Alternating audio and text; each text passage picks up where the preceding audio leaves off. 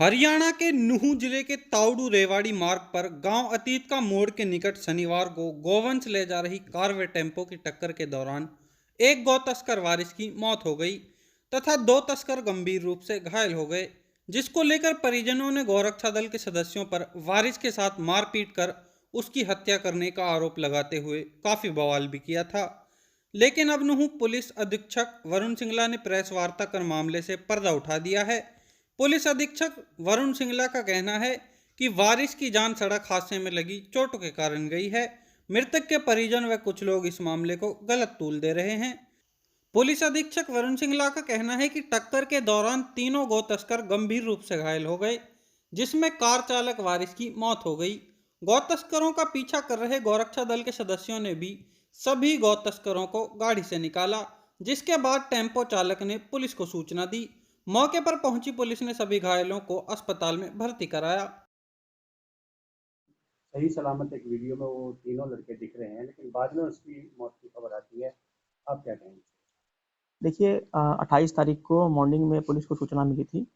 उसमें हमें जो एक टेम्पो ड्राइवर के द्वारा सूचना मिली गई थी। साथ ही साथ हमें कुछ गोरक्षकों के द्वारा भी सूचना मिली थी कि एक एक्सीडेंट हो गया है, ट्रैफिक एक्सीडेंट हुआ है, जिसमें हम तुरंत मौके पर पुलिस पहुंची थी और वहां पर जो घायल थे 3 एक्यूज्ड जो एक गाड़ी में सुरक्षित बैठे थे, उनको तुरंत अस्पताल ले जाया गया और वहां से वो रेफर आगे सुपर स्पेशलिटी में दो दो उसमें से जो मरीज थे वो हो गए थे।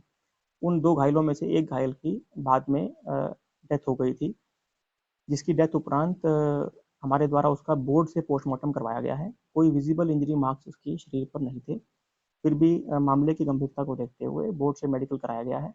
पोस्टमार्टम रिपोर्ट हमें आज उसकी प्राप्त होने की पूरी उम्मीद है और उसके बाद जैसे उसमें कॉज ऑफ डेथ आएगा, उसमें मोस्ट लाइकली जो प्रतीत होता है वो इंटरनल इंजरीज की वजह से हुआ है। फिर भी हम इसमें we are not jumping to any conclusions और हम इसमें एज पर दी पोस्टमार्टम रिपोर्ट कार्रवाई करेंगे।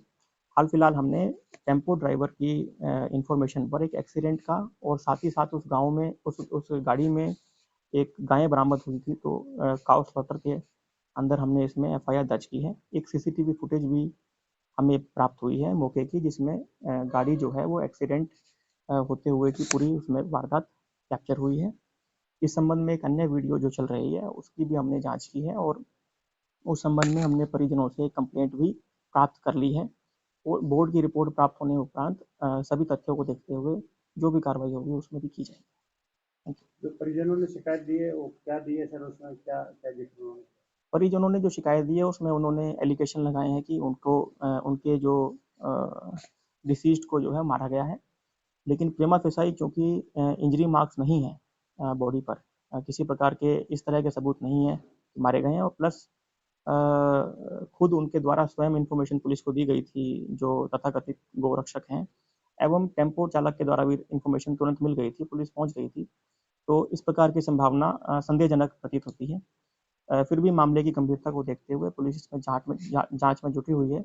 इसमें एक अहम साक्ष्य जो है वो पोस्टमार्टम रिपोर्ट है एवं कॉज ऑफ डेथ है, तो उसके बाद ही हम कुछ इसमें इन्वेस्टिगेशन आगे बढ़ सकती है।